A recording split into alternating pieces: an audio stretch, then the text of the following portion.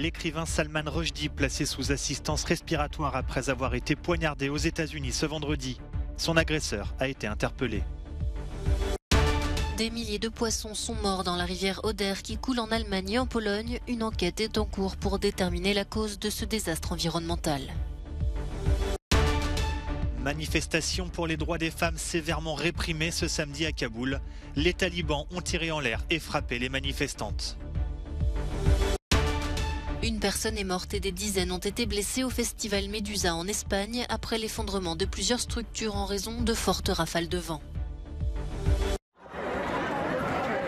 L'écrivain britannique Salman Rushdie a été placé sous respirateur artificiel après avoir été poignardé ce vendredi aux États-Unis. Il s'apprêtait à prendre la parole lors d'une conférence à Chautauqua, dans l'État de New York. Selon son agent, il va probablement perdre un œil, son foie et les nerfs de son bras sont également touchés. Né à Bombay, en Inde, dans une famille musulmane laïque et bourgeoise, Salman Rushdie était la cible de menaces de mort de la part de l'Iran depuis la publication de son ouvrage Les versets sataniques en 1988. L'auteur de l'attaque, âgé de 24 ans et venant de l'État voisin du New Jersey, a été maîtrisé et placé en garde à vue. Comme je l'ai dit, il est encore trop tôt. Nous n'avons pas d'indication sur le motif pour le moment. Mais nous travaillons avec le FBI, le bureau du shérif, et nous allons déterminer quelle était la cause ou le motif de cette attaque. L'agression de Salman Rushdie, grand défenseur de la liberté d'expression, a déclenché de nombreuses réactions. Le Premier ministre britannique Boris Johnson, le chef de l'ONU Antonio Guterres ou encore le président français Emmanuel Macron ont condamné l'attaque. Salman Rushdie a 40 ans lorsqu'il publie les versets sataniques et à partir de ce moment, sa vie est irrémédiablement bouleversée. L'écrivain britannique diplômé de Cambridge est confronté à une explosion de fanatisme. Salman Rushdie, qui a grandi dans une famille musulmane bourgeoise de Bombay, est la cible de haine dans tout le monde musulman. Peu de gens ont lu les 600 pages des versets sataniques, mais l'indignation monte dans le monde entier. Des gens meurent dans des manifestations contre lui et son livre est interdit dans plusieurs pays. Le 14 février 1989, l'ayatollah Khomeini émet sa fatwa qui condamne à mort l'auteur des versets sataniques. Salman Rushdie entre dans une vie de semi-clandestinité mais ne renonce pas à écrire en espérant sans y croire que la fatwa finira par être levée.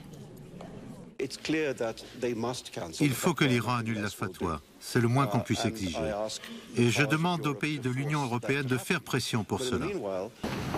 Salman Rushdie devient malgré lui un symbole de la liberté d'expression et de la lutte contre l'obscurantisme religieux. Son œuvre littéraire est récompensée, mais sa vie reste menacée. En 1996, il renonce à se rendre au Danemark pour recevoir un prix.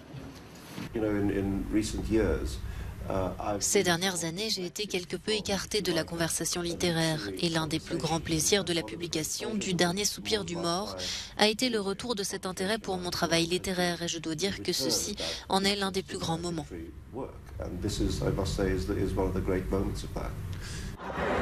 Avant son agression vendredi, Salman Rushdie avait retrouvé une vie à peu près normale à New York où il s'est installé depuis l'an 2000 tout en continuant de défendre dans ses livres la satire et l'irrévérence. La petite ville de Cetinje dans le sud-ouest du Monténégro a vécu une heure d'horreur vendredi. Un homme a tué 10 personnes et en a blessé 6 autres avant d'être abattu. Selon l'agence de presse EFE qui cite des médias locaux, l'homme aurait tiré sur une famille, 2 enfants et leur mère qui vivaient dans une maison qu'il mettait en location. Il aurait ensuite tiré sur des voisins puis des passants, choisis semble-t-il au hasard dans la rue. C'est une tragédie inconcevable pour le Monténégro. Je demande aux citoyens du Monténégro de garder les familles des tués dans leurs pensées. Nous prions pour que tous les blessés, surtout ceux qui ont de graves blessures, survivent et que tout se termine bien pour eux. Le tireur a finalement été abattu par un voisin. Pour l'heure, on ne sait pas ce qui a motivé son geste. Les médias locaux évoquent un différend familial ou un problème de loyer. Il s'agit de la pire fusillade depuis des décennies au Monténégro. Le Premier ministre a annoncé 3 jours de deuil national.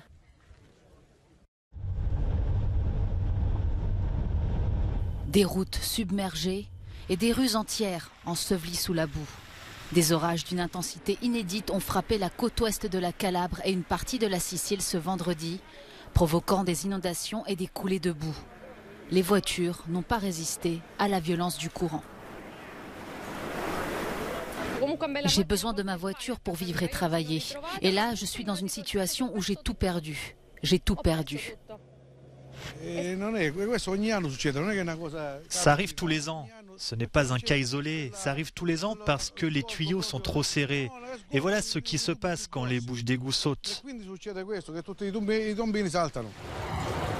Aucune victime n'est à déplorer, mais plusieurs jours seront nécessaires pour tout nettoyer. Les vagues de forte chaleur ont rendu les sols secs et fragiles. Par conséquent, les précipitations sont très mal absorbées. La Corse s'attend à des épisodes similaires ces prochains jours.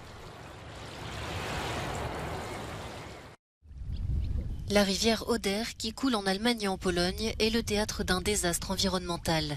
Des milliers de poissons ont été retrouvés morts depuis le 28 juillet près de la ville de Schwedt, dans l'est de l'Allemagne. Les habitants sont choqués par cette catastrophe alors que l'eau de la rivière est d'ordinaire considérée comme propre. Je vois les animaux mourir sous mes yeux. Je sais que les pêcheurs vont perdre leur gagne-pain, que les visiteurs de notre parc national qui veulent découvrir sa faune et sa flore seront partis dans quelques années. Les poissons ont probablement été emportés par le courant depuis la Pologne. Des responsables allemands ont d'ailleurs reproché aux autorités polonaises de ne pas les avoir informés. En Pologne aussi, le gouvernement populiste de droite est sous le feu des critiques pour ne pas avoir réagi plus tôt. Deux responsables des eaux et de la protection ont depuis été limogés. Pour l'heure, on ne sait pas ce qui a causé cette hécatombe, mais les autorités allemandes estiment que les poissons ont probablement été empoisonnés. Des tests ont déjà montré des niveaux extrêmement élevés de mercure, ainsi qu'un taux de salinité inhabituellement élevé de l'eau. La ministre allemande de l'Environnement a exigé une enquête. La police polonaise a, elle, offert une récompense de 210 000 € pour trouver l'auteur de la pollution, qui devrait impacter la rivière pendant de longues années. Les talibans ont violemment dispersé une manifestation de femmes qui réclamaient le droit au travail et à l'éducation ce samedi à Kaboul. Après avoir tiré en l'air, ils ont poursuivi les manifestantes dans des magasins, les ont frappées et ont confisqué leur téléphone portable. Des journalistes qui couvraient l'événement ont également été frappés. Depuis leur retour au pouvoir en Afghanistan il y a près d'un an, les islamistes fondamentalistes ont progressivement renié les libertés conquises par les femmes ces 20 dernières années. Ils les ont exclus des emplois publics, ont restreint leur droit à se déplacer et ont interdit l'accès des filles au collège et au lycée. Dernière restriction en date, l'obligation pour les femmes de porter le voile intégral en public.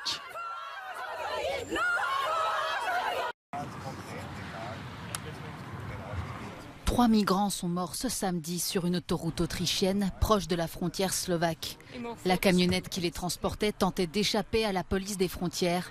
Elle a fini dans le fossé après plusieurs minutes de course-poursuite. Un accident qui a gravement endommagé le véhicule, y compris le coffre où se trouvaient une vingtaine de personnes entassées. Quand nous sommes arrivés, nous avons trouvé 20 migrants dans la camionnette. Pour 3 d'entre eux, l'aide est venue trop tard. Une femme et 2 hommes sont morts dans l'accident. 7 personnes sont grièvement blessées et ont été emmenées dans des hôpitaux proches, certaines par hélicoptère.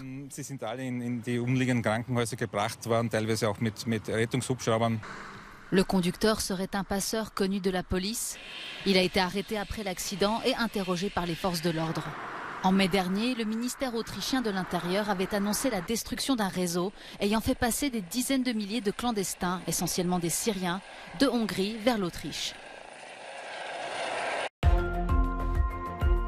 Des milliers de Coréens se sont rassemblés ce samedi dans le centre de Séoul pour protester contre les politiques hostiles de leur gouvernement envers la Chine et la Corée du Nord et pour demander l'arrêt de la coopération militaire avec les États-Unis. Les manifestants exigent entre autres un traité de paix avec Pyongyang.